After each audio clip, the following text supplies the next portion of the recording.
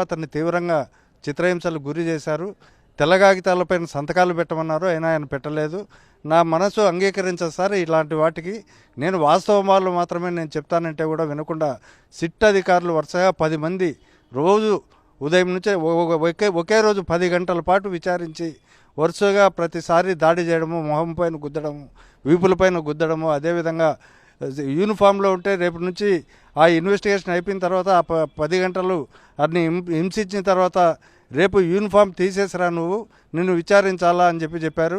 ఎందుకంటే అంతకుముందు గిరి అనే కానిస్టేబుల్ని కూడా ఇలాగే చేసి చివరికి చిత్రహింసలు పెట్టడం ద్వారా వాళ్ళు చెప్పినట్టు అతను ఒప్పుకొని కన్ఫెషన్ స్టేట్మెంట్ ఇచ్చినాడనే ఉద్దేశంతో దానికి ఆధారం బలంగా ఉండేదానికోసం ఈ హెడ్ కానిస్టేబుల్తో కూడా అదే పని చేయాలంటే ఇతను పూర్తిగా నిరాకరించి నా మనస్తత్వం అంగీకరించదు, నేను నిజాలు మాత్రమే చెప్తానని చెప్పి ఆయన చెప్పినప్పటికీ వినకుండా వాళ్ళు కోయర్సివ్ మెథడ్స్ ఉపయోగించి లిక్కర్ స్కామ్లో ఎట్లో అట్లా చెవిరెడ్డి భాస్కర్ రెడ్డిని ఇరికించాలని చెప్పి వీళ్ళిద్దరినే కాకుండా చెవిరెడ్డికి పర్సనల్గా పనిచేసే అసిస్టెంట్లను కూడా గతంలో దారుణంగా కొట్టి వాళ్ళతో కూడా కన్ఫెషన్ స్టేట్మెంట్లు ఇప్పించుకోవాలని ప్రయత్నం చేయడం జరిగింది.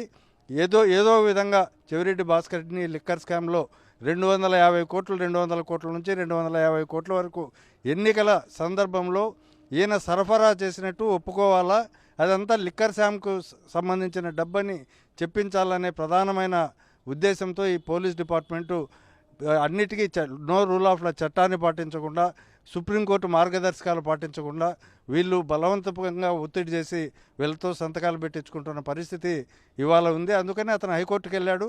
హైకోర్టుకు వెళ్ళి అతను కోయర్సివ్ మెథడ్స్ అంటే వాళ్ళు బలవంతంగా నాతో సంతకాలు తీసుకునే ప్రయత్నం చేయకూడదు, నేను వాళ్లకు ఉన్న వాస్తవాలు చెప్తాను కాబట్టి ఫ్రీగా వాళ్ళు ఎగ్జామిన్ చేసేటట్టుగా, అదేవిధంగా న్యాయవాద సమక్షంలో నన్ను విచారించేలాగా మీరు ఆదేశించాలని చెప్పి కోర్టును కూడా ఆయన ఆశ్రయించడం జరిగింది. అతను మణిపాల్ హాస్పిటల్లో గత 4-5 రోజులుగా ఉన్నాడు. అతనికి తీవ్ర మనోవేదనకు గురైనాడు. తర్వాత ఛాతీ భాగంలోనూ అదేవిధంగా కార్డియాలజీతో కూడా నీకు టెస్టులు చేయించాల్సి ఉందని డాక్టర్లు చెప్పారు. 10 రోజులు పూర్తిగా బెడ్ రెస్ట్ అవసరమని చెప్పారు. ఇప్పటికి కూడా ఆయన మణిపాల్ హాస్పిటల్లో ఉంటున్న సందర్భం ఇది.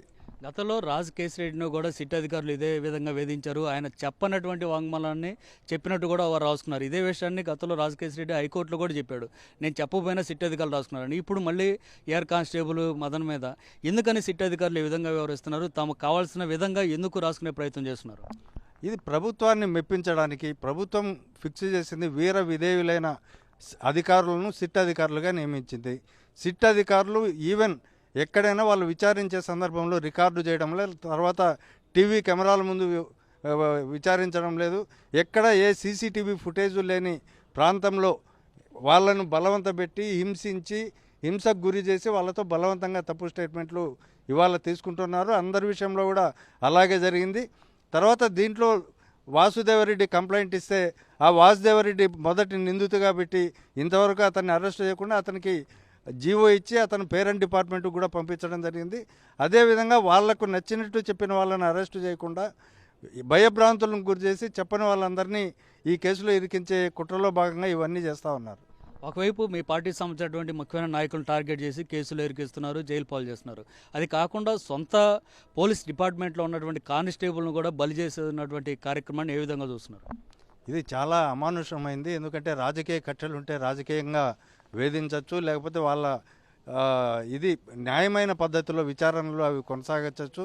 ఒకవేళ వాళ్ళు 3,500 కోట్ల స్కామ్ జరిగిందంటే దాన్ని సాక్ష్యాధారాలతో సహా రుజువు చేసేదానికి వాళ్ళు ఏమేమి చేయాలనో ఆ ప్రయత్నాలన్నీ చేయొచ్చు, కానీ అవి కూడా చట్టబద్ధంగా న్యాయపరంగా చేయాలి. కానీ ఇట్లా తమ డిపార్ట్మెంట్కు సంబంధించిన అధికారులపైన ఇలాంటి తీవ్రమైన ఒత్తిళ్లు తెచ్చి వాళ్ళని హింసించి వాళ్లకు రావాల్సిన సమాచారం వచ్చేంత వరకు వాళ్ళను వేధించి కొట్టి వాళ్ళ ద్వారా తప్పు స్టేట్మెంట్లు తప్పుడు వాంగ్మూలాలు నమోదు చేసి వారిని ఈ రాజకీయ పరంగా వైఎస్ఆర్సీపీ ఉండే అగ్రనాయకులందరినీ కూడా ఈ కేసులో ఇరికించాలనే ప్రధాన ఉద్దేశంతో వీళ్ళు సిట్ అనే వాళ్ళు ఈ దర్యాప్తు కొనసాగిస్తున్నారు. ఈ దర్యాప్తు అనేది చాలా చట్టవిరుద్ధంగా జరుగుతుంది. దీనిపైన భవిష్యత్తులో మేము కోర్టును కూడా ఆశ్రయించే అవకాశాలు ఉన్నాయి. చెవిరెడ్డి భాస్కర్ రెడ్డి ఎంత దైవభక్తుడు అనేది ప్రపంచం అందరికీ తెలిసిందే. సో ఇప్పుడు ఇంకొకటి, ఆయన సోదరుడు, ఆయన తండ్రి కూడా మద్యం వల్లే చనిపోయారు కాబట్టి తన చుట్టూతో మద్యం తాగే వాళ్ళని కూడా దగ్గరికి రానియరు అనేది పార్టీలో ఎవరిని అడిగినా చెప్తారు. సో అలాంటి వ్యక్తి మీద ఇప్పుడు మద్యం కేసు పెట్టడం ఏంటి? ఇది నిజంగా నిలబడే కేసేనా? ఎందుకు ఈ విధంగా వేధిస్తున్నారంటే ఏం చెప్తారు? అతను గిరి అనే అతను కానిస్టేబుల్ కూడా, మన మదన్ రెడ్డి అనే కానిస్టేబుల్ కూడా అదే విషయం చెప్పాడు. ఆయన ఎవరికి ఉన్నతాధికారులకు రాసిన లెటర్లో స్పష్టంగా ఆ విషయమే కోరుకున్నాడు. చెవిరెడ్డి భాస్కర్ రెడ్డి గారికి మద్యంతో, అంటే ఆయనకు వ్యతిరేకం మద్యానికి, అతను ఎన్నికల్లో కూడా మద్యం పంచిన వ్యక్తి కాదు. కానీ అతనిపైనే ఈ మద్యం కానీ లేకపోతే ఎన్నికల సందర్భంగా 200 కోట్ల నుంచి 250 కోట్ల వరకు ఆయనే సరఫరా చేశారని చెప్పి రాష్ట్ర వ్యాప్తంగా తప్పకుండా నువ్వు చెప్పాలని చెప్పి తీవ్రమైన ఒత్తిళ్లు చేస్తున్నారు. ఒక కానిస్టేబుల్తో చెప్పించేది సక్సెస్ అయినట్టున్నారు. అది ఇంకొక ఏఆర్ హెడ్ కానిస్టేబుల్తో చెప్పాలంటే ఇతను మనస్సు అంగీకరించగా నేను చనిపోవడానికైనా సిద్ధమే, లేదంటే నాకు ఉద్యోగం పోయినా సరే, తీసేసినా సరే నేను కూలీ నాలి పనులు చేసుకుంటా కానీ నేను అబద్ధం చెప్పనని ఇది చెప్పాడు. ఆయన నిజాయితీకి మనం హ్యాట్స్ ఆఫ్ చెప్పాల్సింది. ఇట్లాంటి అధికారులను రక్షించాల్సిన ప్రభుత్వం ఇలాంటి వాళ్ళను కూడా లోబర్చుకొని వీళ్ళ ద్వారా కూడా అవినీతి పరులుగా వీళ్ళని మార్చాలని, తర్వాత వీళ్ళతో దొంగ సాక్ష్యాలు చెప్పించుకోవాలని చూడడం అనేది చాలా ప్రమాదకరమైన విషయం. ఇది వ్యవస్థలను పూర్తిగా నిర్వీర్యం చేసేదానికి వీళ్ళు పనిచేస్తున్నారనేది స్పష్టంగా అర్థమవుతుంది. ఇప్పుడు మదన్ హైకోర్టులో రిట్ పిటిషన్ దాఖలు చేశారు. ఆ రిట్ పిటిషన్లో ఏమని పేర్కొన్నారు? తర్వాత దీనికి సంబంధించి ఈరోజు కోర్టులో విచారణ జరుగుతుందా? కోర్టు డైరెక్షన్లో ఏ విధంగా ఉండే అవకాశం ఉంటుంది? ఈరోజు చేసిన రిట్ పిటిషన్లో ప్రధానంగా ఆయన జరిగిన సంఘటనలన్నింటినీ పోసగుచ్చినట్టుగా, ఎట్లా పోలీసులు నన్ను బెదిరించారు, ఎట్లా కొట్టారు, తర్వాత ఏమేమి తప్పుడు సాక్ష్యాలు చెప్పమన్నారు, తర్వాత ఖాళీ పేపర్లపైన సంతకాలు పెట్టమని చెప్పారు, తర్వాత అదే పని నువ్వు చెప్పకపోతే కానీ నీ ఉద్యోగం నుంచి తీసేసి జైల్లో వేస్తామని చెప్పారు. తర్వాత ఈ తీవ్రంగా హింసించడం మూలాన నేను అబద్ధం మాత్రం చెప్పలేను సార్, మీరు కొట్టినా తిట్టినా నేను నిజం మాత్రమే మాట్లాడతానని చెప్పాను. అయినా సరే వాళ్ళు అంగీకరించలేదు. అందుకనే హైకోర్టును ఆశ్రయించి నాకు ఫెయిర్గా, నాకు తెలిసిన విషయాలు పోలీసులకు సిట్టు దర్యాప్తుకు నేను సహకరిస్తాను, నేను చెప్పిన రికార్డ్ చేసుకునేటట్టుగా ఆదేశాలు ఇవ్వండి. ఒక న్యాయవాది సమక్షంలో థర్డ్ డిగ్రీ మెథడ్స్ నా పైన ఉపయోగించకుండా ఒక న్యాయవాది సమక్షంలో విచారణ జరిగేలాగా చూస్తే నేను దానికి విచారణకు పూర్తిగా సహకరిస్తాను అని చెప్పి ఆ మేరకు కోర్టును డైరెక్షన్స్ ఇవ్వమని చెప్పి కోర్టు పోవడం జరిగింది. చివరికి అనేక కేసులు పెట్టారు, అది అయిపోయింది. ఇప్పుడు మళ్ళీ జగన్ చుట్టూ ఉండేటువంటి ముఖ్యమైన నాయకులందరం కూడా ఈ మద్యం కేసులో ఇరికిచ్చేటువంటి ప్రయత్నం జరుగుతోంది.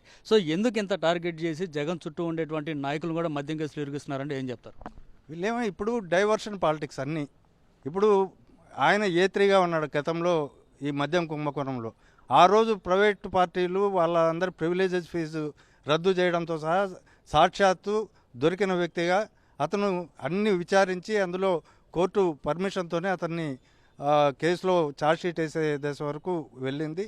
అందులో ఏ3గా ఉన్నాడు అతను.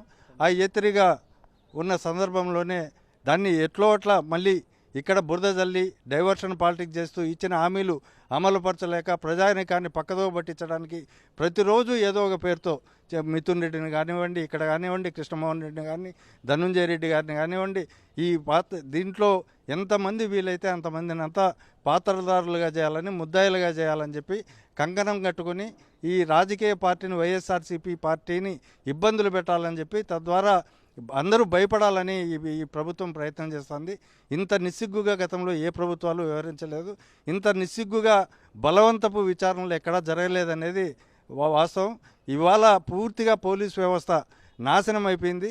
అసలు ఏమాత్రం అధికారులు ఏదైనా పై అధికారులు కానీ రాజకీయ నాయకులు కానీ చెప్తే జరుగుతుంది, పొలిటికల్ గవర్నెన్స్ జరుగుతూ ఉంది. కానీ సామాన్య మానవునికి అయితే రక్షణ లేదు. అదేవిధంగా ముఖ్యంగా రాజకీయ నాయకులకు, ప్రత్యర్థి రాజకీయ నాయకులకు వేధింపులకు గురి చేస్తున్నారు రాష్ట్ర వ్యాప్తంగా. సార్ ఫైనల్గా చెప్పండి, ఇలాంటి వేధింపులు ఎక్కువ జరుగుతున్నాయి. పార్టీ ముఖ్యమైన నాయకులందరూ కూడా అక్రమంగా కేసులు ఇరికిస్తున్న నేపథ్యంలో ఆ కేసులు ఏ విధంగా ఎదుర్కోబోతున్నారు? ఏ విధంగా మీరు జనంలోకి మళ్ళీ వెళ్ళబోతున్నారు? తప్పకుండా ఈ కేసులన్నింటినీ కూడా ఈ చట్టం ముందు నిలబడవు. ఇవన్నీ తప్పుడు కేసులు. వీటన్నిటికి వ్యతిరేకంగా మేము న్యాయబద్ధమైన పోరాటం హైకోర్టులో చేస్తున్నాం. వివిధ ఫోరమ్స్లో కూడా ఈ పోరాటాన్ని ముందుకు కొనసాగిస్తాము. వీళ్ళ ఆటలు కొనసాగించాము. వీళ్లకు ఏమి పెట్టినా ఈ పార్టీ అనేది లొంగదు. జగన్మోహన్ రెడ్డి గారి నాయకత్వంలో పూర్తిగా కార్యకర్తలంతా కూడా సిద్ధంగా ఉన్నారు, నాయకులు సిద్ధంగా ఉన్నారు. జైళ్ళలో పెట్టినా సరే మరింత కసితో ఈ పార్టీ మళ్ళీ అధికారంలో వచ్చేదానికి పనిచేస్తారనేది స్పష్టంగా అర్థమవుతుంది రాష్ట్రంలో.